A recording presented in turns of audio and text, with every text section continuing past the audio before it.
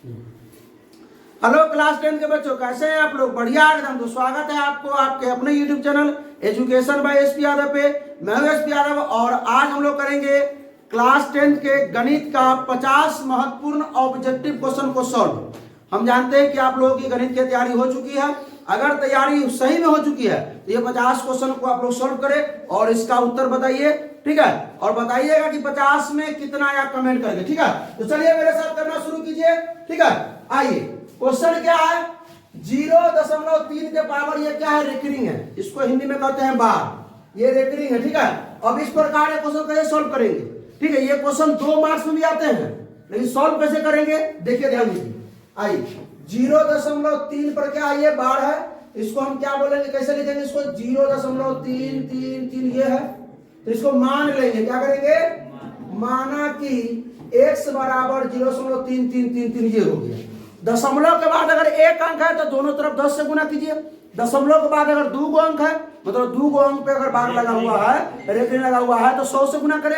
3 अंक पर अगर बार लगा हुआ है, मतलब रेकरिंग लगा हुआ है, तो 1000 से गुना करें, ठीक है? तो भाई एक के वो पढ़ना है, दशमलव बाद एक अंक है, एक के वो अंक पर क्या लगा हुआ? रेकरिंग लगा हुआ, तो 10 से गुना करेंगे। दोनों तरफ क्या करेंगे? दोनों तरफ 10 से गुना करने पर अब कहिएगा सर ऑब्जेक्टिव पर डायरेक्ट बना दीजिए। तो भाई सब्जेक्टिव अगर 2 मार्क्स में पूछ देगा तो कैसे बनाइएगा, ठीक है? आइए, 10 से गुना करेंगे, 10x बराबर क्या हो जाएगा? इसको 10 से गुना करेंगे, ये दशमलव उठ करके यहाँ चलाएगा, मतलब 3.333 ये इस प्रकार हो गया। इस समीकरण अगर 1 मान लेते हैं, समीकरण अगर 2 मान लेते हैं, तो आप ऐसे कर सकते हैं। समीकरण 2 में से समीकरण 1 को घटा दीजिए, ये हो जाएगा 1। और एक और तरीका, क्या तरीका अपने 2 करते हैं? समीकरण 2 में से 1 को घटाने पर, पहले ही घटा देते हैं। आइए भाई, क्या है ये? 10x बराबर 3.333 है, और ये क्या है? x बराबर 0.333 ये घटाएंगे ना, 10x में से ना हो जाए 3.3333 0.33, तो 3 में से 3.333 में से 0.3 घटा देना हो जाएगा, 3 बचेगा। तो x बराबर हो गया ये 3/9, काट देंगे तो 1/। बहुत बच्चा क्या किया होगा सर, है ना? देखिए 0 से इसको उड़ाया होगा, नीचे 10 लाया होगा, ये 3/10 मार देगा, ये ऑप्शन सही, ठीक है? तो वो कहानी पर खत्म हो गया, 1 नंबर गया पहली, ये 1/3 होगा, ठीक है? और समझे क्या? हाँ, ये चीज है। हाँ, एक दूसरा तरीका क्या है, इसको आप ले सकते हैं 3 जोड़ 0.333 ये हो गया। 0.333 के जगह पे आप x रख करके यहाँ प्लस x डाल करके माइनस x हो जाएगा, 9x बराबर 3। चलिए अगला सवाल क्या है, करते हैं। ये निम्न में से कौन सी भाज्य संख्या है? बहुत आसान क्वेश्चन है। आप बताओ तो भाई कौन सी भाज्य संख्या है? 15 भाज्य संख्या। 15 तो 3 से भी लग जाएगा और 5 से भी लग जाएगा, 29। कौन सा भाज्य संख्या है? अभाज्य संख्या वो होता है जो किसी से विभाज्य नहीं होता है, या तो वो खुद से ना तो 1 से विभाज्य होगा, ठीक है? हाँ, तो 25 भी 5 से लगेगा, ये 16 भी 4 से, 2 से 8 से लगेगा। चलिए आइए अगला क्वेश्चन करते हैं। देखिए आप लोगों को ये बताना है, पहले सवाल आएगा, पॉज कीजिए, पॉज कर लीजिए, खुद से बनाइए, तब मेरा सोल्यूशन देखिए। 50 में बताना है कि सर कितना हम तैयारी कर चुके हैं। सही में आप लोग अगर तैयारी कर चुके हैं तो ये 50 प्रश्न का जवाब दीजिए। चलिए 96 का अभाज्य गुणनखंडन का क्या होगा? अभाज्य गुणनखंडन दीजिए 96 का क्या होगा? 2 से 48, 2 से 24, 2 से 12, और 2 से 6, 2 से 3। ऑप्शन मिसिंग है वो, ये 5 ये 3 लगा देते हैं। चलिए अब हो गया। 2 का बार है भाई 5 बार, 2 5 बार 3 यानी 20 सही होगा। चलिए ऑप्शन लिखने में मिसिंग हो गया है। आइए अगला प्रश्न हम लोग करते हैं। अगला प्रश्न क्या है?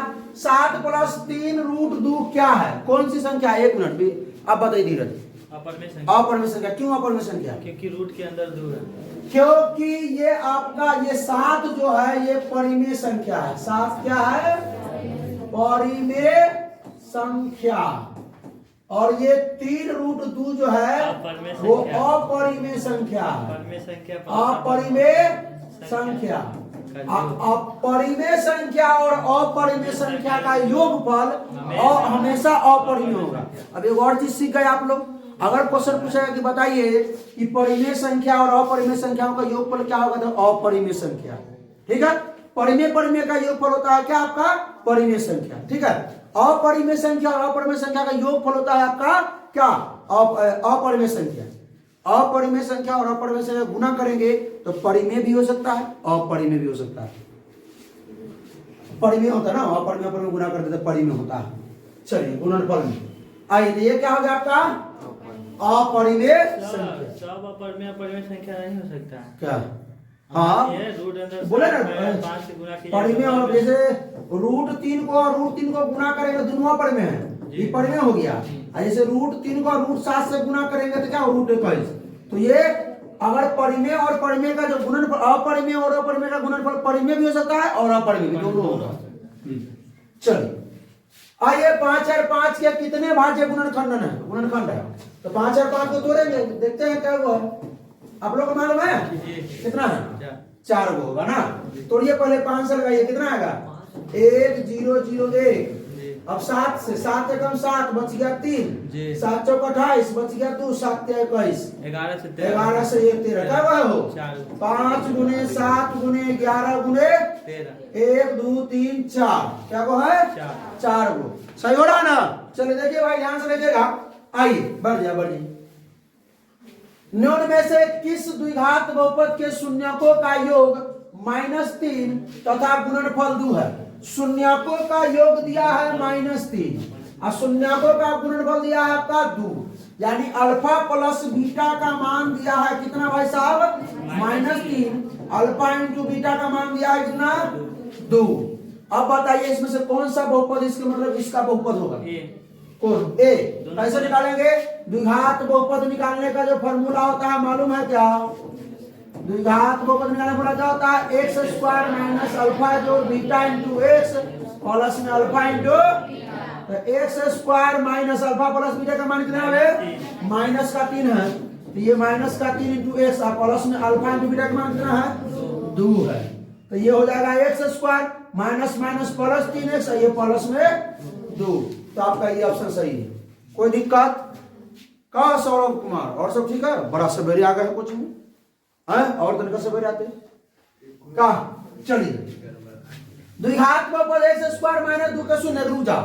चलो सौरभ अभी तुम्हारा बताओ इसका x² माइनस 2 का शून्य क्या होगा, x² माइनस 2 बराबर 0, इसका शून्य क्या होगा, A B C D इसको प्लस बना दीजिए, सी है ए वो, हाँ ये प्लस, सी सही है, सी सही है, वो प्लस में वो माइनस में। चलिए भाई देखते हैं, ध्यान दीजिए x², देखिए ऑप्शन से मतलब मत रखिए, ठीक है। हाँ देखिए कि पॉज करने के बाद आप बनाते हैं हम बनाते हैं, मिलाइए कि हमारा आपका सही है कि नहीं सही है। चलिए माइनस उधर आगे प्लस 2, तो x बराबर जब स्क्वायर हो जाएगा वर्ग हो जाएगा तो वर्गमूल में हो जाएगा ना, प्लस माइनस √2, तो वो है ना, ये तो प्लस माइनस √2, एगो प्लस √2 एगो माइनस √2। यदि बहुपद x² माइनस x प्लस में 1 के शून्य अल्फा कॉमा बीटा हो तो अल्फा प्लस बीटा का मान क्या होगा, alpha plus beta, alpha plus मतलब शून्यकों का योगफल, अल्फा प्लस बीटा का फॉर्मूला क्या होता है भाई सब, खड़ा रखिए, अल्फा प्लस बीटा का फॉर्मूला माइनस का b बटा है। चलिए तो माइनस के माइनस और b का मान माइनस में 1 ले लेंगे, b का मान माइनस में 1 हो जाएगा,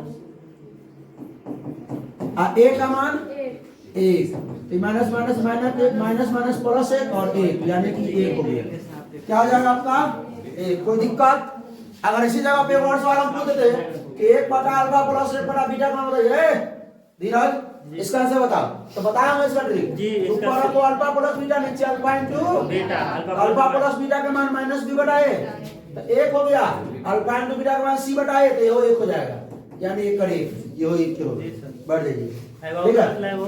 अल्फा इंटू बीटा बराबर c बटा a, इसमें a का मान होगा 1, b का मान होगा -1 और c का मान होगा 1, ठीक है।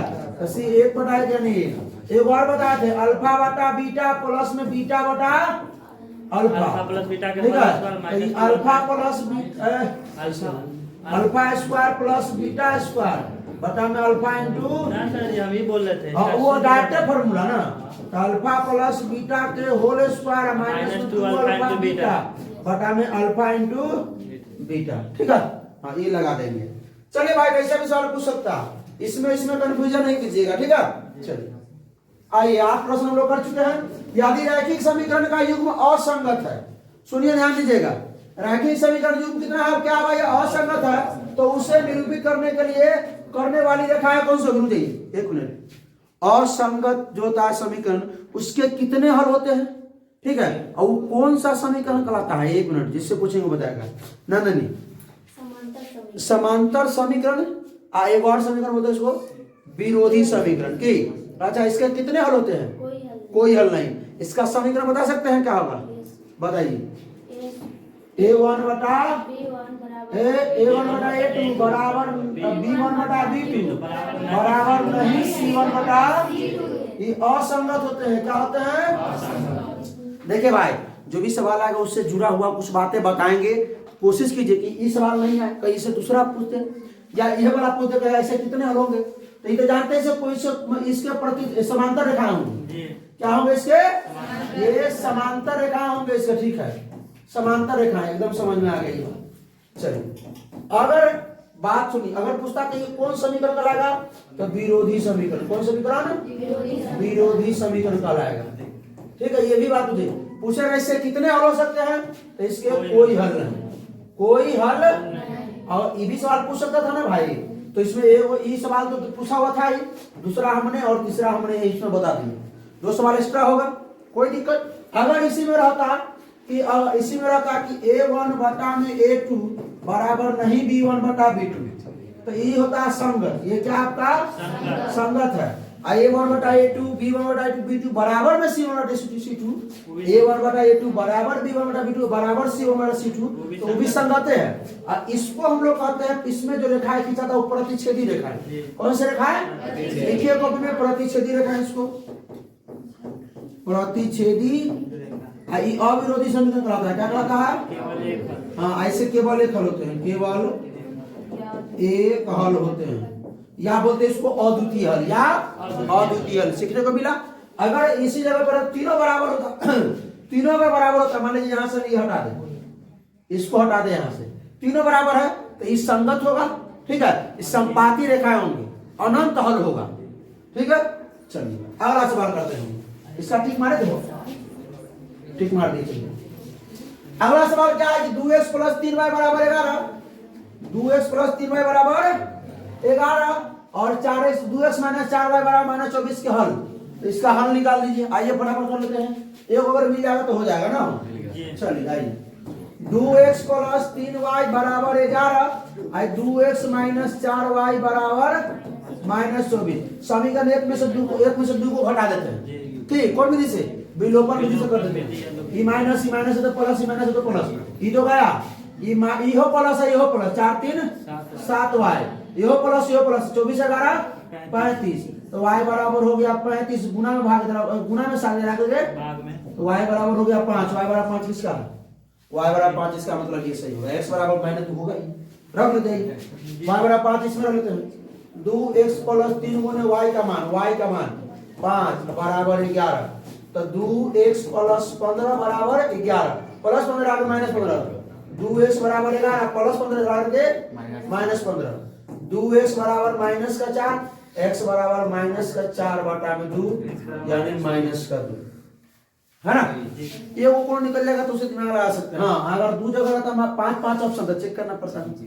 आइए, हो गया।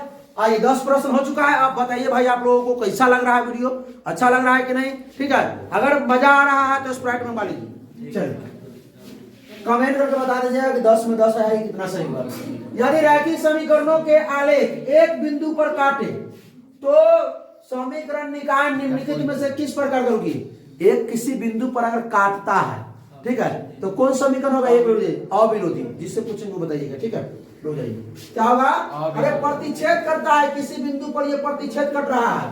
यदि रैखिक समीकरणों का आलेख एक बिंदु पर क्या कर रहा है, काट रहा है, मतलब एक बिंदु पर ये भी काट रहा है, ये भी काट रहा है, काट रहा है, क्या प्रतिच्छेदी समीकरण, प्रतिच्छेदी रेखाएं होंगे कि, और समीकरण कौन सा, अविरोधी समीकरण। कौन सा होगा? अविरोधी। इसका जो समीकरण का व्यापक रूप है A1 बटा A2 बराबर नहीं B1 बटा B2, ये संगत समीकरण है, ठीक है। आइए अगला सवाल। हाँ, अद्वितीय हल भी होगा, केवल एक हल। इसका लिख देते हैं केवल एक हल, केवल एक हल। किसके लिए? इसके लिए लिख लीजिएगा आप लोग, सब लिखिएगा, ठीक है। हाँ, जब दो चर वाले समीकरणों का आलेख संपाती दे दिया है, ठीक है, होता है, तो उनके कितने हल होंगे? रुक जाइए, रूपा कुमारी खड़ा हो। संपाती समीकरण है या संपाती रेखा है, कितने समीकरण, कितने हल होंगे? देखिए इस सबको विद्यार्थी रूपा कुमारी, उसके पीछे सोनी कुमारी खड़ा हो। अनेक हल क्या होगा? तुम बैठो, सो खड़ा रखो, उठाओ ऊपर। क्या होंगे इसके? अनगिनत हल होंगे। इसका समीकरण A1 बटा A2 बराबर B1 बटा B2 बराबर C1 बटा C2। कोई दिक्कत नहीं ना? ये होगा। हाँ, इसके अनगिनत है, इसको संपाती रेखाएं भी होगा और इसको आश्रित समीकरण कहते हैं। चलिए सब चीज बता रहे हैं आप लोगों को, जुड़ी हुई बातें जानना बहुत जरूरी है। आइए 12 नंबर क्वेश्चन हो गया, 13 नंबर क्वेश्चन करेंगे। निम्नलिखित में से कौन सा द्विघात समीकरण है? इसमें चेक कर, पहले भी 1 से घात 3 है, ये नहीं होगा द्विघात समीकरण। आप देखिए रूट के अंदर क्या है? 1 से, ये तो द्विघात समीकरण भैया नहीं है, ये है लेकिन त्रिघात समीकरण है। हाँ, हो जाएगा। ये आपका इसको सॉल्व करेंगे, इधर 3x स्क्वायर है, इसको a स्क्वायर, a स्क्वायर तो 9 हो जाएगा, प्लस b स्क्वायर तो x स्क्वायर, माइनस 2 है भी तो 6x, प्लस b 4। आई बटा में है x स्क्वायर, यानी ये है x स्क्वायर माइनस में 1 बटा x स्क्वायर बराबर में 4। ये बटा में आगे नहीं होगा, क्योंकि नीचे से ऊपर जाएगा तो x से घात देना माइनस हो जाएगा, ये भी नहीं, मतलब ये है c, क्योंकि ई प्लस में x स्क्वायर है भाई, इन्हें माइनस में 3x स्क्वायर में, अगर ये x स्क्वायर होता तो x स्क्वायर में हो जाता, तब नहीं होता, लेकिन ये 3 गो स्क्वायर है, 2 गो स्क्वायर बचेगा, द्विघात समीकरण। x से घात जिसमें 2 बच गया, द्विघात समीकरण। चलिए अगला क्वेश्चन सही हो रहा है ना आप लोगों का? हो के किस मान के लिए समीकरण के x स्क्वायर प्लस में 4x प्लस 1 बराबर में 0, बराबर में 0 के मूल वास्तविक और असमान, वास्तविक और असमान, मूल वास्तविक और समान या बराबर होता था b स्क्वायर माइनस 4ac बराबर 0, ठीक है, ये होता है। अगर वास्तविक और असमान तो b स्क्वायर माइनस 4ac 0 से बड़ा होना चाहिए, वास्तविक नहीं तो b स्क्वायर माइनस 4ac 0 से छोटा होना चाहिए। तो हम लोग ये यूज करेंगे, क्यों? वास्तविक और असमान के लिए हम लोग ये यूज करेंगे। तो आइए क्या है आपका के एक्स स्क्वायर, तो a बराबर के, b बराबर 80 बराबर 1, तो b स्क्वायर माइनस 4ac 0 से क्या है? 0 से बड़ा है, तो ना वास्तविक और असमान है। वास्तविक और बराबर होता है या वास्तविक और समान होता तो हम लोग क्या लेते हैं? बराबर में 0 लेते जी सर। क्या? आइए तो b स्क्वायर, b का मान 4 का स्क्वायर माइनस 4 गुण a के मान k इंटू k का मान c का मान 1, आई 0 से ये एक प्रकार का बराबर का साइन होता है, समझिए। 4 तो 16 माइनस 16 के, ये क्या है? 0, माइनस 16 को उधर जाकर के प्लस 16 के आई हो जाएगा आपका 16 के ना, 16 बड़ा है किससे? 16 के से, 16 से 16 कट जाएगा, यानी 1 बड़ा होगा किससे? के से, 1 बड़ा होगा के से, 1 बड़ा होगा 4 के ना होगा, 4 के होगा तो 16 के लिख दिए। जा जाए 4 के ना होगा, हो है कहां पर गुना हम करते हैं वो,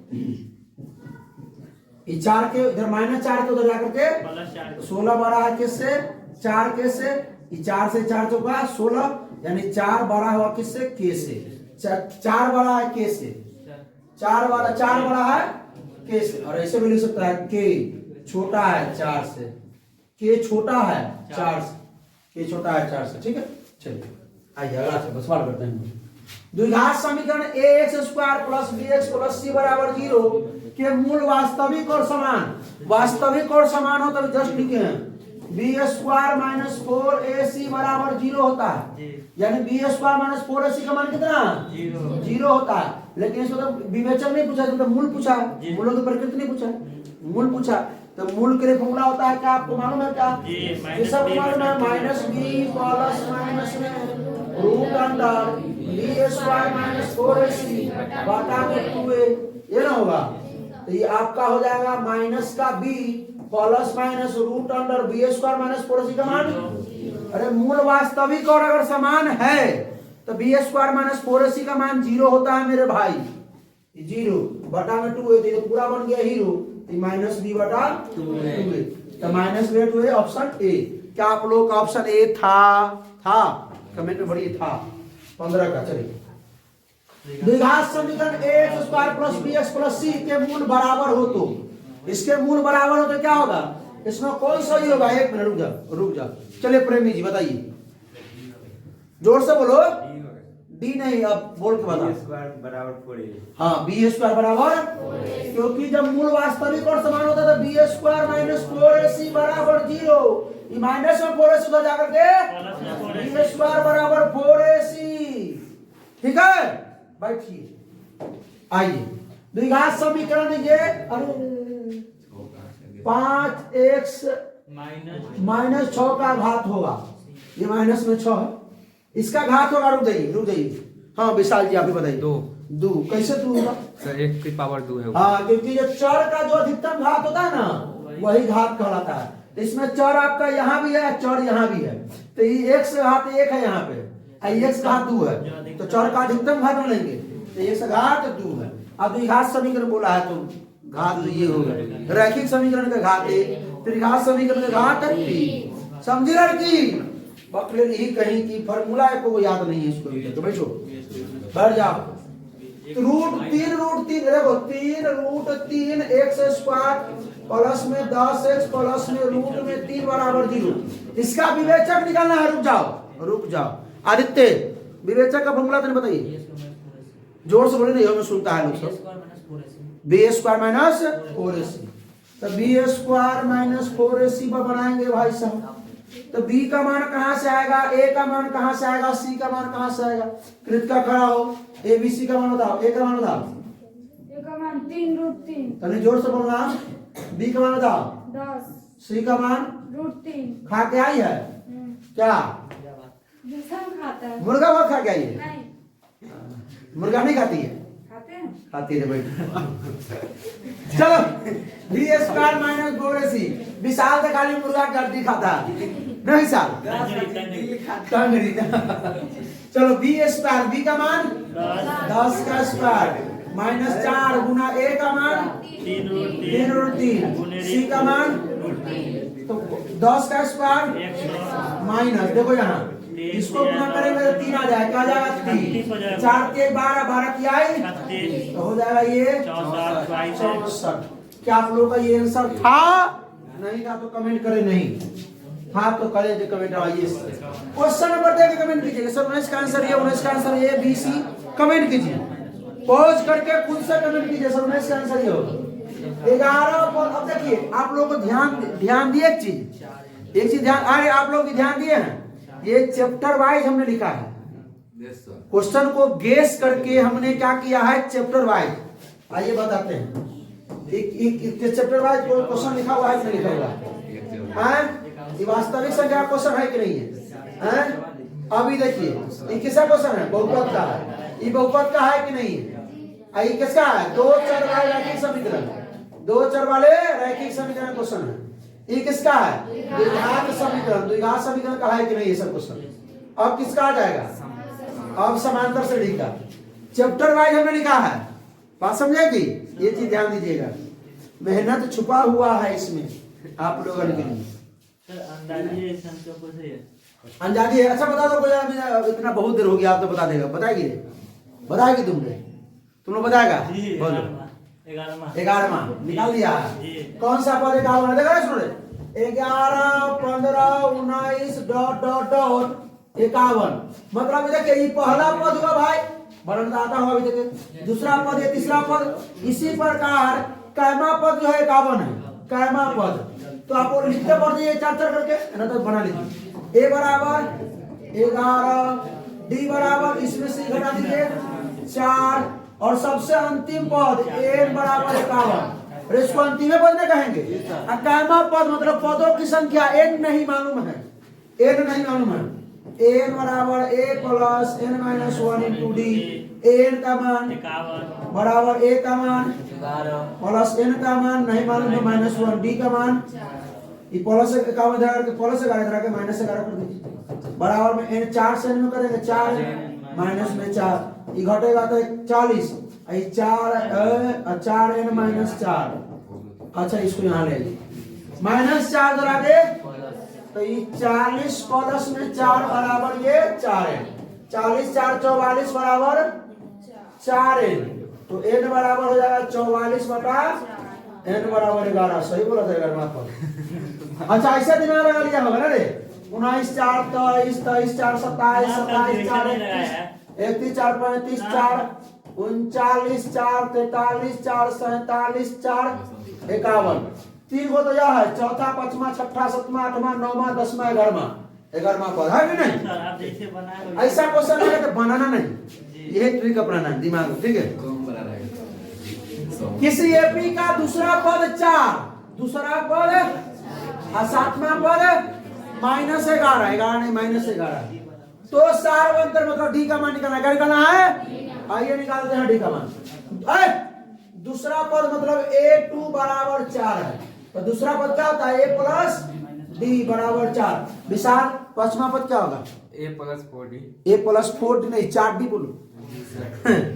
चलो ये हो गया आपका समीकरण। ये क्या सातवां पद मतलब a 7 बराबर माइनस 11। अब पीछे से खड़ा हो अंजलि कुमारी खड़ा। सातवां पद क्या होगा? जोर से बोलना ताकि इसमें सुनाई दे। सातवां पद समांतर श्रेणी का ऑब्जेक्टिव हो चुका है, समांतर श्रेणी का सब्जेक्टिव हो चुका है। ऐसा क्वेश्चन जो है लगभग 220 सवाल कर चुके हैं। अभी कौन का है ऊपर पढ़ रहे हैं a प्लस 7d। अच्छा चलो ये बताओ क्या नाम है तुम्हारा? सोनी कुमारी तुम बताओ। a plus 7d। बाप रे कौन बोला से उठ गया रे? खड़ा हो रे जूली कुमारी पीछे बैठवा तो ये हाल हुई बतिया एक मिनट पीछे बढ़ती हम पढ़ा रहे हैं से बतिया रही है। तुम बता रहे बगल में उसके बगल में खड़ा जुड़वा बहन कौन खड़ा कौन दोनों बोलो। काजल कोमल चल तुम बता रहे a प्लस 6d क्योंकि जयमा पद कहेंगे एक कम जाएगा। फॉर्मूले में होता है n-1 एक कमेगा समझे। अगर 20वां पद बोले पड़े में जी तो क्या होगा? a plus 19d। और रुक जाइए भाई हाँ a प्लस 7वां पद है a प्लस 6d बराबर माइनस 11। ठीक है इसको मान लेंगे समीकरण क्या हो 2। समीकरण 2 में से समीकरण को घटा दीजिए या 1 में से 2 घटा दीजिए। क्या समीकरण इधर की तुम बैठ जा खड़ा करो बस। समीकरण 1 में से 2 को घटाने पर क्या a प्लस डी बराबर 4 और a प्लस 6d बराबर माइनस 11। घटाएंगे तो ये माइनस ये भी माइनस है ये तो गया आई माइनस का हो जाएगा D 6d plus 1d minus 5d plus 11 plus 4 plus 15 d बराबर 15 बटा माइनस 5 d बराबर आपका हो जाएगा माइनस का 3 d बराबर आपका माइनस का 3। कोई दिक्कत नहीं। क्या आप लोग का आंसर आ चुका था पहले से ही? बताइए कि 20 क्वेश्चन लोग कर चुके हैं। क्या 20 क्वेश्चन आसानी से समझ में आ गया? आप लोग इसे बना तो लिखिए कमेंट में कि सर 20 में 20 बना। चलिए कुंदन जी ऑप्शन नहीं है इसमें ऑप्शन नहीं आप रहता है। आइए अच्छा बना के देख लेंगे ऑप्शन। कह रहा है कि 2x माइनस 1 3x प्लस 2 और 6x माइनस 1 समांतर श्रेणी में हो तो x का मान। ऐसा सवाल था ना जिसमें 100 ऑब्जेक्टिव कराए थे और 50 ऑब्जेक्टिव इससे पहले करा चुके हैं मैथ का। 100 ऑब्जेक्टिव उसमें था। हाँ अब समांतर श्रेणी में क्या करेंगे हम बताइए। A2 माइनस A1 बराबर A3 माइनस हाँ मतलब इसको मान लेंगे A1 मतलब प्रथम पद, इसको A2 है, इसको A3। अगर समांतर श्रेणी में है तो दूसरा पद माइनस पहला पद बराबर होगा, तीसरा पद माइनस दूसरा पद। तो चलिए A2 माइनस A1 बराबर A3 माइनस A2। तो ये हो गया आपका 3x plus 2 minus 2x minus 1 बराबर A3 का 6x माइनस 1 में से घटाना है कितना 3x प्लस 2। आइए सॉल्व करते हैं। ये आपका 3x प्लस 2 माइनस 2x, ये minus minus plus 1, 6x minus 1, ये माइनस का 3x माइनस प्लस माइनस 2। अब ध्यान दीजिए, ये 3x और माइनस 2x था, एक x प्लस 2 और प्लस 1 प्लस में 3, 6x माइनस 3x माइनस 3 और माइनस 2 माइनस का 3। ठीक है, हम क्या करते हैं x को इधर ले आते हैं, x प्लस 3 इधर करके माइनस का 3x बराबर में माइनस 3 प्लस इधर करके माइनस 3, ये हो जाएगा आपका माइनस 2x, ये माइनस 6, माइनस से माइनस खत्म, x बराबर हो गया आपका 2 गुना में भाग में, और x बराबर 3 था, यहाँ लगा तो माइनस 2 माइनस 3 ऑप्शन में। चलो आइए, समांतर श्रेणी 2 7 12 का 10वां पद कहां पर निकालना है, 10वां पद। अच्छा एकदम कम समय में इसका आंसर बताओ, कौन बताएगी, पता है कोई, बोलो 47 ऑप्शन है ना, अरे ऑप्शन नहीं। अच्छा 10वां पद सुनिए, 10वां पद है, 10वां पद 10वां पद बराबर होता है a प्लस का d 9d, a का मान 2 और 9 गुना d का मान 5, 9 बचे 45 और 2 45 2 47। अरे बड़ा ऑप्शन गड़बड़ा रहा है आज रे, आज ऑप्शन बहुत ज्यादा गड़बड़ा, टाइपिस्ट आपको ही बोलेंगे आज। हाँ। तनख्वाह नहीं कम करेंगे। चलिए किसी आप देखिए समांतर श्रेणी के बाद क्या आता है, त्रिभुज आता है। आ गया त्रिभुज का चैप्टर वाइज है भाई साहब, चैप्टर वाइज। आइए किसी त्रिभुज एबीसी में है, कोण ए बराबर 90, कोण बीसी और बीसी बराबर कितना 13 और ए बी बराबर 12 सेमी। तो एसी का मान सब लोग पहले सुन लीजिए, पहले हमरो बतिया सुन लीजिए। पहले वो समकोण त्रिभुज बनाना पड़ेगा, क्योंकि बोला है कोण ए 90 मतलब वो समकोण त्रिभुज है। क्या है, यहाँ ए है, ए मतलब 90 डिग्री, तो यहाँ बी होगा, यहाँ तो ये बीसी कितना 13, सबसे 12 कर्ण हो गया आपका 13। ए बी कितना है 12, तो 13 12 तो क्या था रूट अंडर इसका बीसी का स्क्वायर माइनस एबी का स्क्वायर, एसी बराबर 169 माइनस 144 हो गया 25 5 कितना हो जाएगा, दिमाग में 169 माइनस 144 कीजिए ना भाई, ई बराबर एसी बराबर हो जाए रूट अंडर बीसी के स्क्वायर माइनस एबी के स्क्वायर। पाइथागोरस पर में पढ़े कि नहीं पढ़े हैं, क्या कहता है कर्ण के स्क्वायर बराबर होता है लंब स्क्वायर प्लस आधार स्क्वायर, और कर्ण बराबर अगर निकालेंगे रूट अंडर लंब स्क्वायर माइनस आधार स्क्वायर। चलिए कर्ण बराबर रूट अंडर लंब स्क्वायर प्लस आधार स्क्वायर, हाँ ठीक है। आधार बराबर कर्ण स्क्वायर रूट अंडर कर्ण स्क्वायर माइनस लंब स्क्वायर, लंब बराबर रूट अंडर कर्ण स्क्वायर माइनस आधार स्क्वायर। चलिए त्रिभुज एबीसी में डी समांतर बीसी एवं एडी बटा डीबी 3/5, यदि ए बराबर इतना हो तो एसी बराबर कितना होगा, एवं बनाइए त्रिभुज एबीसी, त्रिभुज हो गया ये त्रिभुज एबीसी में डी समांतर बीसी, ये बीसी के समांतर कौन रेखा खींच दीजिए। अच्छा बताओ विशाली किस पर में से है, तनी यहाँ हिला डुला नहीं कर देना, ठीक है, एकदम शॉर्ट के बैठे रहेंगे। चलो थेस पर में से है, तो थेस पर में से जब ए बीई समानांतर अगर बीसी के है तो फार्मूला क्या होता है थेस पर में, तो लड़की तुम बताओ मधु कुमारी। एडी बटा डीबी बराबर एई बटा एडी बटा डीबी, एडी बटा डीबी बराबर एई बटा, मान किसका निकालना है इसी का। अच्छा एडी बटा डीबी दिया हुआ है 3/5 दिया हुआ ना, एई का मान भी दिया हुआ है 4 बटा इसी का नहीं मालूम है, मालूम है हो, क्रॉस मल्टीप्लाई कर दें तो 3 गुना में इसी बराबर 5 गुने 4.8, अब EC बराबर ये 5 गुने 4.8 गुना में जरा अगर भाग में 3, अच्छा 3 से कट जाएगा 16 3 48 ना 1.6 बार में, तो EC बराबर हो गया आपका 5 गुने 1.6 16 8 सेंटीमीटर।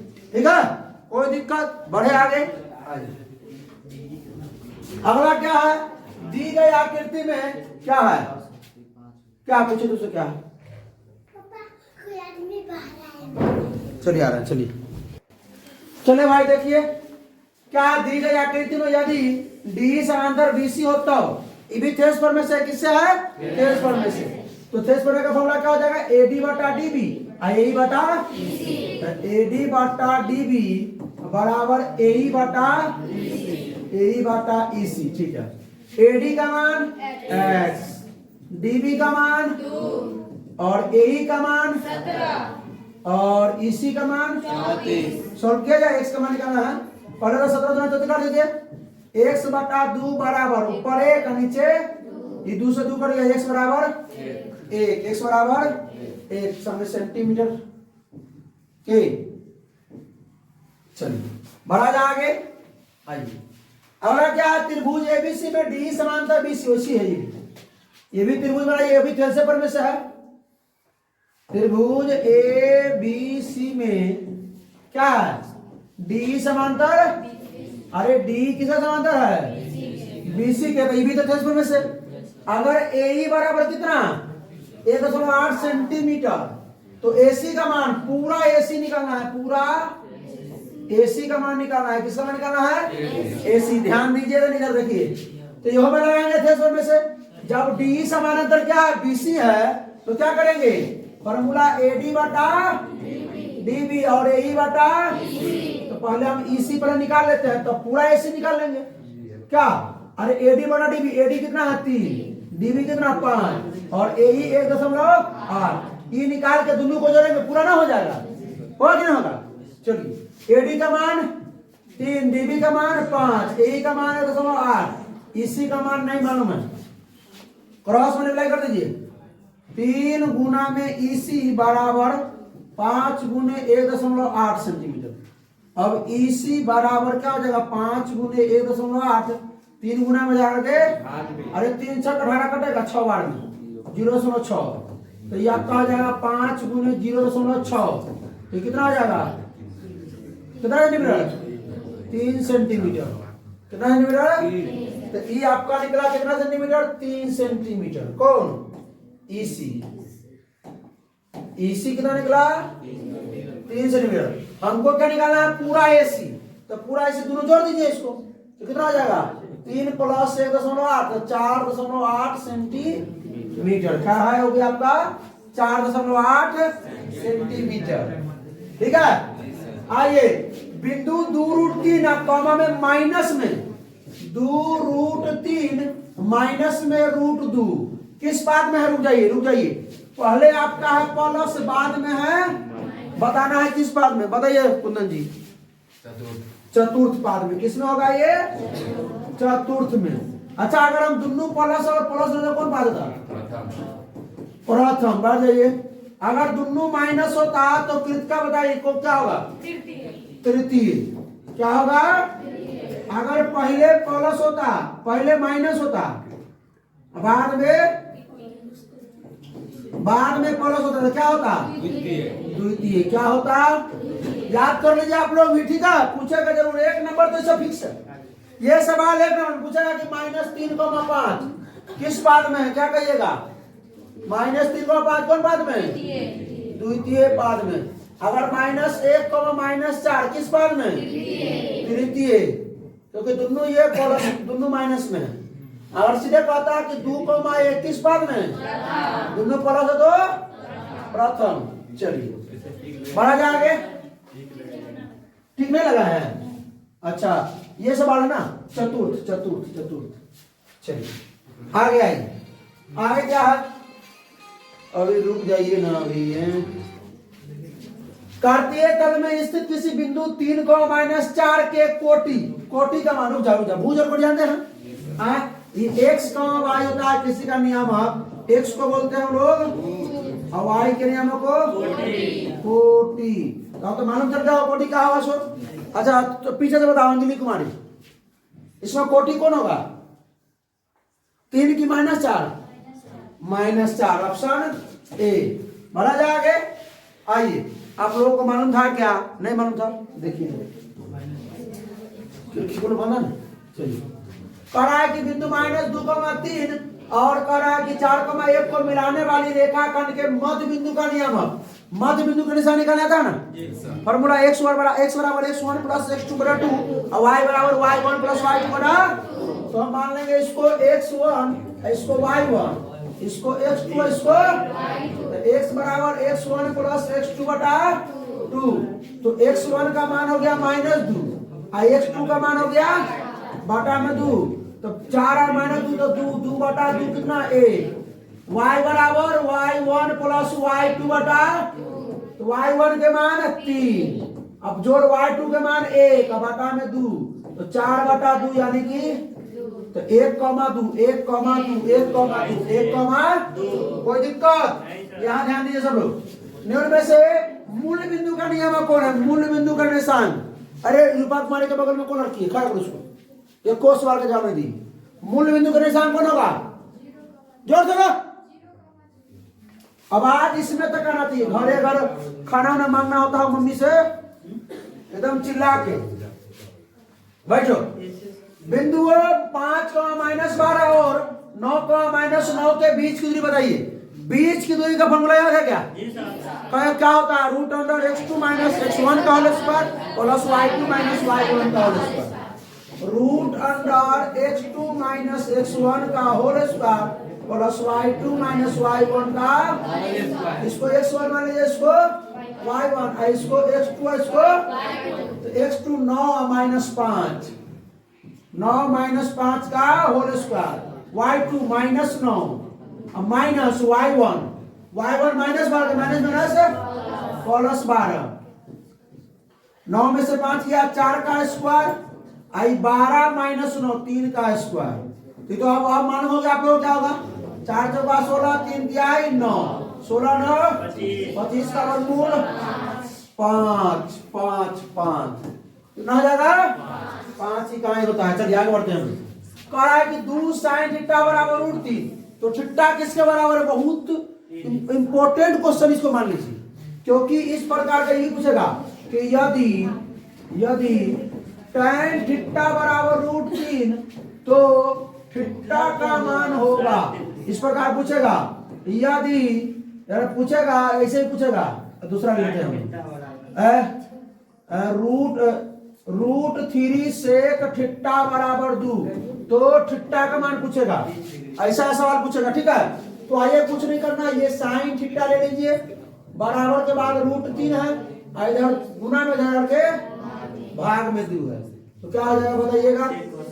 साइन थीटा भी रहबे करेगा और साइन कितना डिग्री के मान √2 साइन 60 डिग्री के मान √2 साइन से तो थीटा बराबर ये 60 डिग्री।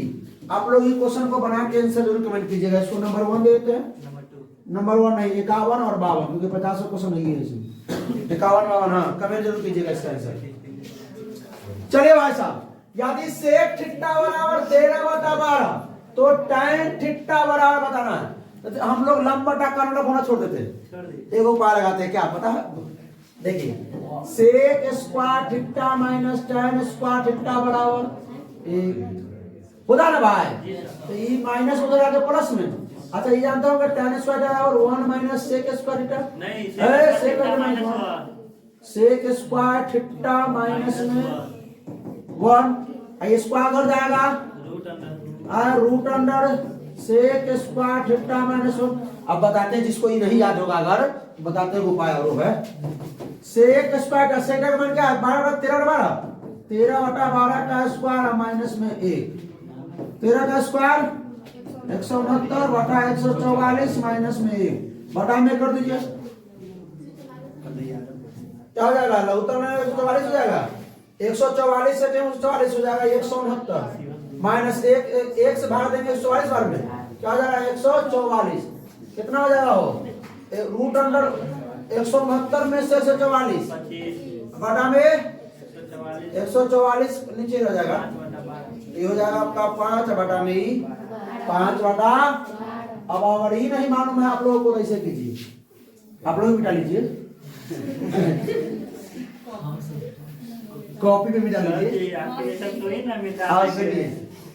सेक थीटा बराबर जो है वो दिया हुआ है आपको, सेक थीटा बराबर दिया हुआ है 13 बटा, ये होता है आपका कर्ण बटा आधार। क्या होता है?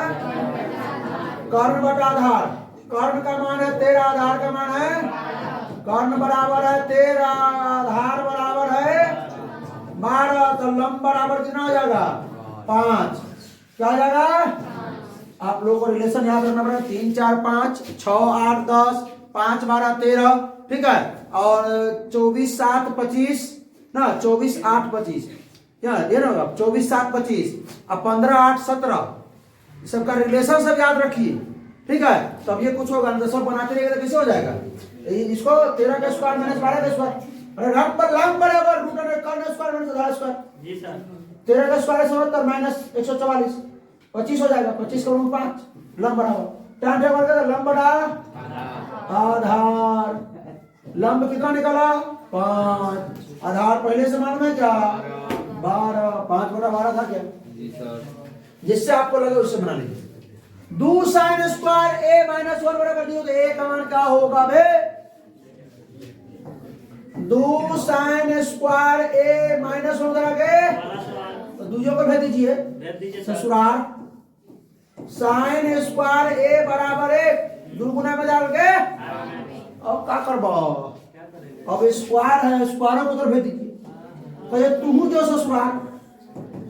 sin a बराबर रूट अंडर 1 बटा 2, sin a बराबर 1 बटा में रूट 2। sin कितना डिग्री का माने पर रूट 2? 45 डिग्री। sin a बराबर हो गया sin से a बराबर 45 डिग्री। क्या हो जाएगा? कोई दिक्कत? 34 सवाल हम लोग अभी तक कर चुके हैं। अब बताइए मजा आ रहा है कि नहीं मजा आ रहा है? नहीं आ रहा है तो ठंडा में स्प्राइट नहीं बनाइए। चलिए, सेक 90 माइनस टालू चाहिए, 90 माइनस ए नहीं पीछे से आगे तो जानते हैं सब पढ़ती है तो बढ़ती है, ये सब नर्सू सब पीछे भाग जाती है। चलो खड़ा रहो, ग्रुप हमारे खड़ा, जोर से बोलना। Sec 90 sec Kaushik, Kaushik A option A दिख रहा था तुम लोगों को। आइए, यदि साइन थीटा बराबर रूट 2 कोस थीटा, तो सेक थीटा का मान बतावे। तो सुनो इधर, ये क्या है? साइन थीटा बराबर रूट 2 कोस थीटा। आप लोग क्या कीजिए, पहले ये क्वेश्चन को पॉज करके खुद से सॉल्व कीजिए तो कितना आंसर आता है। गुना में जरा भाग में ले आइए, साइन थीटा बटा में कॉस थीटा बराबर में रूट 2, ये हो जाएगा आपका tan थीटा बराबर में रूट 2। सेक का निकालना है सेक, जी सर। अरे अभी पीछे लगा दो ना। जी। सेक थीटा बराबर root under 1 plus tan square theta, 1 plus tan का मान रूट 2 का स्क्वायर, तो 1 प्लस 2 यानी रूट में 3। वाह वाह वाह, पहले सॉरी बात हमको समझ में नहीं है। चलो देखिए, सॉरी फॉर्मूला नहीं याद रहता है, बड़ा हार्ड है, तो सुन लीजिए। tan थीटा बराबर होता है आपका, इसको बटा में कर दीजिए, रूट में 2 बटा में कर दीजिए, इसको ले लीजिए लंब बटा आधार, आई रूट 2 बटा 1, मतलब लंब का मान हो गया रूट 2, आधार का मान हो गया 1, तो कर्ण बराबर होता है रूट अंडर लंब स्क्वायर प्लस आधार स्क्वायर। लंब स्क्वायर मतलब रूट 2 का स्क्वायर प्लस आधार स्क्वायर मतलब 1 का स्क्वायर, रूट 2 का स्क्वायर 2, आधार का स्क्वायर 1, तो रूट 2 1 3, तो रूट कर्ण आ गया आपका रूट में 3। निकालना क्या? सेक थीटा, सेक थीटा क्या होता है भाई? कर्ण बटा में आधार, कर्ण बटा में। अभी फॉर्मूला हम भी याद कर दो का, अपने से याद करना होगा। कर्ण का मान निकला है रूट 3, आधार कितना हो 1, और जब ये से आ गया उतना ही आंसर। हमको लग रहा था कहीं दूसरा आंसर आ जाएगा। आइए 36 नंबर हो चुका। 37 नंबर, यदि एक उदर रेखा खंबे की छाया की लंबाई, खंबे की लंबाई की कितना गुनी है? √3 गुना। सुनिए, एक उदाग्र खंबे की छाया की लंबाई, एक उदाग्र खंबा है एक छाया ही है। एक उदाग्र खंबे की छाया की लंबाई जो है ना, खंबे की लंबाई कितना गुनी है? अरे पहले सुनो रे, ऊंचाई एवं दूरी सवाल है। तो एक उदाग्र खंबे की छाया की लंबाई, एक उदाग्र खंबे की छाया की लंबाई, खंबे की लंबाई कितना गुनी है? तो खंबे की छाया की लंबाई कितना मान लेते हैं? x मान लीजिए। खंबे की छाया है, इसको x मान लेते हैं। तो खंबे की लंबाई में x मानिए। माना खंबे की छाया की लंबाई, खंबे की लंबाई की ठीक, खंबे की छाया की लंबाई x मानेंगे जी। हाँ। तो खंबे की छाया की लंबाई, खंबे- ठीक है, खंबे की लंबाई की √3 गुनी है, खंबे की लंबाई के। जी। तो खंबे की लंबाई को छाया की लंबाई जब √3 है तो दोनों को बराबर करने के लिए क्या करना पड़ेगा? एक कंफ्यूजन करा, एक उदाग्र खंबे की छाया की लंबाई जो है खंबे की लंबाई के √3 गुना है। तो खंबे की लंबाई के, तो खंबे की लंबाई मानना पड़ेगा x, और छाया की लंबाई है √3 है। लंबाई के √3, छाया की लंबाई जो है वो खंबे की लंबाई से √3 गुना है। चल अब कह रहा है इसके कि बताइए, तो सूर्य यहाँ पर है ना, सूर्य यहाँ पर है, तो इसका जो है उन्नयन कोण यहाँ बनेगा। तो कैसे निकाला जाए? ये तो हो गया आपका 90 के सामने ये कर्व, आइए निकालना है। इसके सामने ये लंब, आई तो लंब आधार कोण थीटा,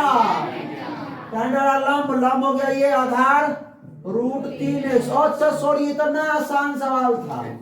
tan थीटा बराबर 1 में √3। tan कितना डिग्री का मान √3 होता है? 1/√3 होता है 30 डिग्री का मान, tan 30 डिग्री। आइए, एक मीनार से 100 मीटर दूर स्थित बिंदु पर मीनार का उन्नयन कोण सारे ली। एगो मीनार है, एगो है, देखिए भाई, एक नंबरिया सवाल में ऊंचा जो भी दूरी आता है। एक मीनार से 100 मीटर दूरी पर एक बिंदु है जहां पर मीनार का उन्नयन कोण, इसका उन्नयन कोण बनता है कितना डिग्री? 60 डिग्री। तो मीनार की ऊंचाई h निकालना।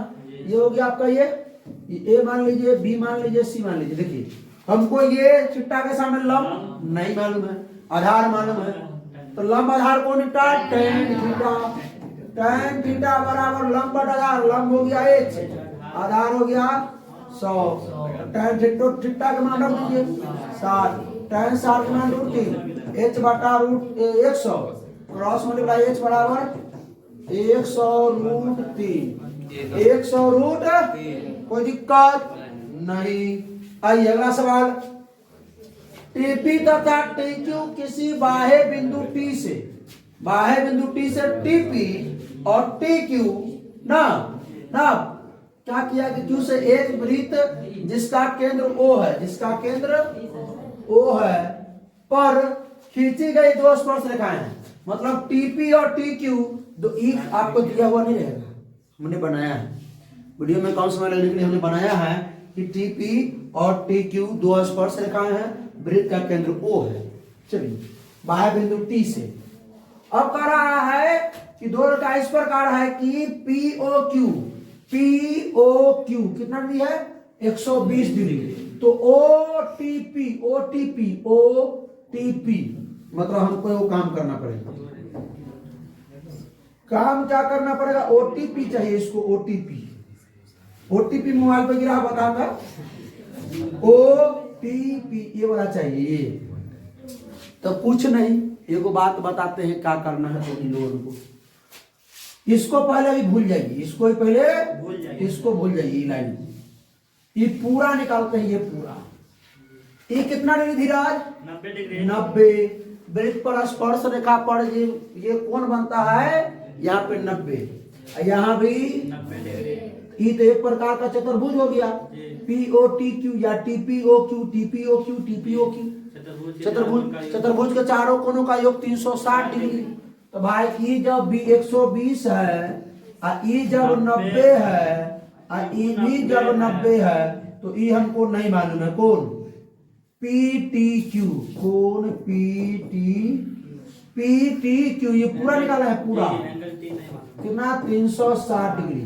ठीक है, कोई दिक्कत, एंगल टी का मान तो ये सब जोड़े में कितना 9 18 12 130 300, ये 300 प्लस में कोण टी वही PTQ कोण टी बराबर 360 PTQ लिख देते हैं भाई, PTQ बराबर 360 डिग्री। ये 300 प्लस उधर आके तो कोण PTQ बराबर का डिग्री, तो ये पूरा निकला आपका 60 डिग्री। तो हम जानते हैं कि जो ये TO रेखा है, OT रेखा, OT रेखा, OT रेखा, OT रेखा, ये PTO को समद्विभाजित कर रही है दो समान भागों में। तो जब ये पूरा 60 तो ये कितना 30, कितना 30। कोई दिक्कत नहीं। देखो एक वृत्त का व्यास 14 सेमी, वृत्त का व्यास, तो इसका परिधि, रुक जाओ, वृत्त की परिधि है होमवर्क। अच्छा होमवर्क नहीं दिए थे, इसका आंसर कमेंट में करने का, क्या करने का, वृत्त की परिधि यार, इसको त्रिज्या मान के मत बनाना, व्यास दीजिएगा। चलो एक वृत्त की परिधि 20 सेमी से बढ़ा के 40 सेमी कर दी गई, परिधि 20 से बढ़ा के मतलब परिधि को दुगुना कर दिया गया। तो क्षेत्रफल, तो भाई अगर क्षेत्र परिधि से क्षेत्रफल निकालने के लिए या त्रिज्या जैसे क्या करते हैं हम लोग, वर्ग करते, क्या करते हैं, जब परिधि को दुगुना किया तो क्षेत्रफल को 4 गुना, मतलब उसका दुगुना का वर्ग 4 गुना 4। क्या बनाना है सवाल, दो भिन्न त्रिज्याओं वाले वृत्त हमेशा क्या होते हैं, रुक जाओ, समरूप त्रिभुज हम पढ़ाए थे, के बताओ नंदिनी क्या होंगे, समरूप की सर्वांगसम, समरूप। अरे सर्वांगसम काहे नहीं हुए बताओ, क्योंकि देखिए भिन्न त्रिज्या है, इसकी त्रिज्या 3 सेंटीमीटर और इसकी त्रिज्या मान लेते हैं 5 सेंटीमीटर।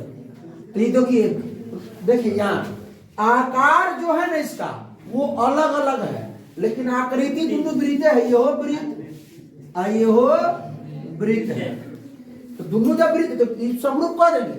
लेकिन अगर ये 3 सेंटीमीटर होता है, ये हो 3 सेंटीमीटर, तो अब सर्वांगसम कहते हैं। ठीक है, हाँ समरूप, तुम्हारा आंसर एकदम सही है। क्या होगा, समरूप। अगर अगर अगर ये भी 5 होता तो समरूप भी होता, सर्वांगसम भी होता। तो सभी समरूप सर्वांगसम नहीं होते हैं और सभी सर्वांगसम समरूप भी होते हैं, पढ़ाए थे ये चीज, बताए भी थे। चलिए अगला क्वेश्चन देखिए, अगला क्वेश्चन क्या है, किसी गोले का वक्र परिक्षेत्र कितना है 144 सेंटीमीटर स्क्वायर। तो निकालना क्या है आपका, वृत्त का क्षेत्रफल। आइए भाई साहब, वृत्त का क्षेत्रफल क्या होता है देखिए। तो पहले तो हम लोग उसके क्या करेंगे, पहले त्रिज्या निकाल लेते हैं। क्या दिया है आपका, गोला का पृष्ठ क्षेत्रफल, वही वक्र पृष्ठ क्षेत्रफल, गोला का वक्र क्या होता है 4 पाई r स्क्वायर। गोला का वक्र पृष्ठ क्षेत्रफल दिया हुआ है 144 सेंटीमीटर स्क्वायर। पहले r का मान निकालेंगे और फिर वृत्त का क्षेत्रफल निकालेंगे। 4 पाई, अरे यही देखिए भैया, वृत्त का क्षेत्रफल यही दिख रहा है, 4 गुना में जाके 144 सेंटीमीटर स्क्वायर गुना में जाकर भाग में 4 बराबर पाई r स्क्वायर।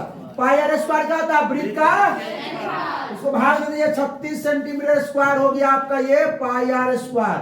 पाई r स्क्वायर क्या होता है, वृत्त का क्षेत्रफल। देखिए 36 सेंटीमीटर स्क्वायर।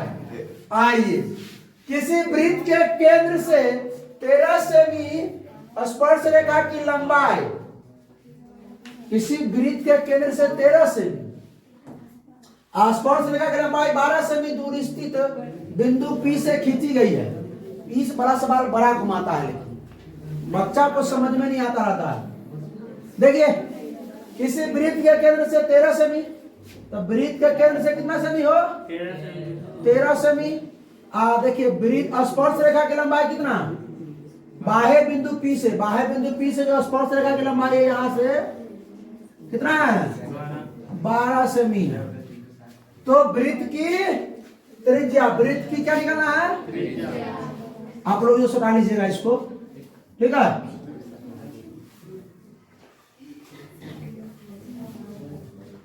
कहिएगा कि गुरु जी सटा नहीं, अब देखिए।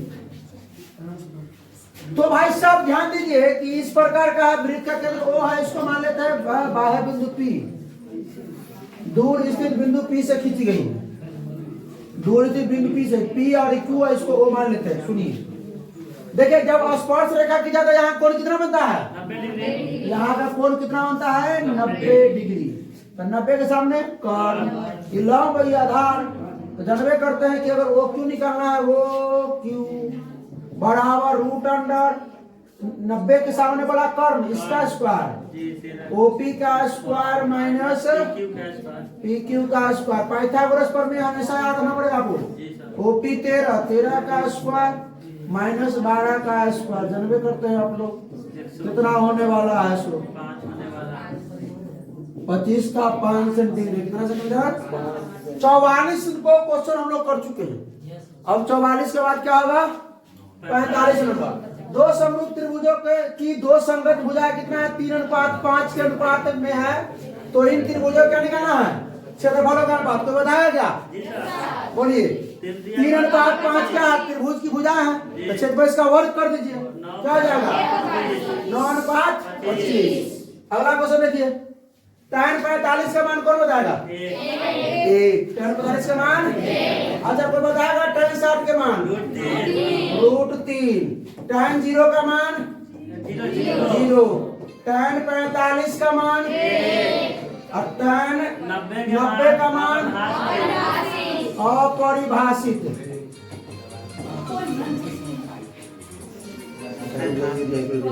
हेलो, एक मिनट। चलो देखिए भाई, अगला क्वेश्चन देखिए। अगला क्वेश्चन क्या है, किसका मान सबसे छोटा है, इसका मान निकाल लीजिए। cos 30 का मान √3/2, cos 45 का मान 1/√2, cos 60 का मान 1/2, cos 90 का मान, तो यही तो होगा आंसर। क्या, चलिए कह रहा है कि 2, 7, 5, 3, 8 का माध्यक, माध्यक निकालने के लिए हमको बढ़ते क्रम में लिखना पड़ेगा। तो बोले बढ़ते क्रम में लिखिए 2, 3, 5, 7, 8। आज लेकिन बहुत क्लास डिस्टर्ब हुआ कि आज क्लास में हद फोन आ गया, वाईफाई लगवाना है। हाँ वाईफाई लग रहा है। अब लाइव भी हम लोग हो पाएंगे सभी लोग, ठीक है आपके साथ ना। चलिए आइए भाई साहब, इसको पहले क्या करने का, पहले गिनने का क्या अंक है 5 संख्या ना। तो लिखेंगे आंकड़ों की कुल संख्या, आंकड़ों की कुल संख्या आपका हो गया 5। अर्थात क्या ये, अर्थात ये विषम संख्या है। तो विषम संख्या के लिए माध्यक का फॉर्मूला क्या होता है, माध्यक के लिए जो फॉर्मूला होता है, माध्यक के लिए किसका, विषम संख्या का n+1/2वें पद, ठीक है। n का मान +1/2वें पद, 5 1 6/2 3वें पद, 3वें पद 5, 3वें पद 5। आइए अगला क्वेश्चन देखते हैं, किसी निम्नलिखित में से कौन घटना की प्रायिकता नहीं है, प्रायिकता क्वेश्चन है, किसी घटना की प्रायिकता नहीं हो सकती है। सुनिए, तो घटना की प्रायिकता जो कहां से कहां तक, 0 से लेकर के 1 के बीच में होता है, 0 से 1 के बीच में, 1 से बड़ा नहीं हो सकता है और 0 से छोटा नहीं। तो ई तो 44%, सही है, 44 गुने हो जाएगा 1/100 ही हो जाएगा, ये भी हो जाएगा। ई 9/8, ई 1 से ज्यादा हो जाएगा, ई नहीं होगा। ये घटना किसी घटना होता है। लास्ट क्वेश्चन आज का देखिए 50 नंबर, 2, 7, 5, 3, 8 का माध्य। तो माध्य के लिए क्या करेंगे हम लोग, फॉर्मूला क्या होगा, कुल आंकड़ों की संख्या, संख्या बटा में, अरे ऊपर कुल आंकड़ों का योग बटा में, ध्यान है बाहर थोड़ा के बाहर काम हो रहा है वाईफाई वाला, इस पर ध्यान, कुल इसलिए थोड़ा स्पीड भी चल रहे हैं। आंकड़ों की आंकड़ों का योग, आंकड़ों की संख्या, कुल आंकड़ों का योग सबको जोड़ दीजिए। 2 जोड़ 7 जोड़ 5 जोड़ 3 जोड़ 8 क्या वो संख्या है? तो 2 7 9 5 14 3 17 8 25 25 बटा 5 5। चलिए भाई साहब अब हो गया। धन्यवाद, बहुत बहुत धन्यवाद, आप लोग इतना देर तक जुड़े रहे। ठीक है, अगर वीडियो अच्छा लगा तो अपने दोस्तों के साथ शेयर कीजिए, कोई प्रॉब्लम हो तो कमेंट कीजिए। फिर मिलते हैं इसके अगले लेक्चर में। ठीक है, तब तक हंसते रहिए, मुस्कुराते रहिए, पढ़ाई करते रहिए। All the best.